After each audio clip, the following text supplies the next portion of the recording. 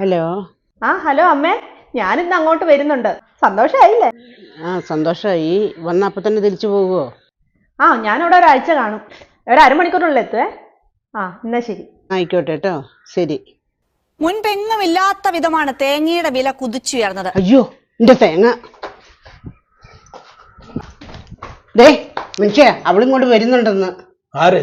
നിങ്ങളുടെ മകള്. അവൾ ഒരാഴ്ച ഇവിടെ ഉണ്ടാവുന്നു. വാ, ഒരു കാര്യമുണ്ട്. വേമ്പ എനിക്ക് പറഞ്ഞുതരാം. ഞാനെന്താ ചെയ്യേണ്ടത്? ഇങ്ങോട്ട് വാ, വേമ്പ. ഇത് വേഗം ഒന്ന് പെറുക്കിനകത്തേക്ക് ഇട്. വേഗം ഇടും മനുഷ്യ, സമയം കളയല്ലേ. ഇന്നെ കൊണ്ട് ഇങ്ങനെയൊക്കെ ആവുള്ളൂ. വേഗം പെറുക്കിയിട്.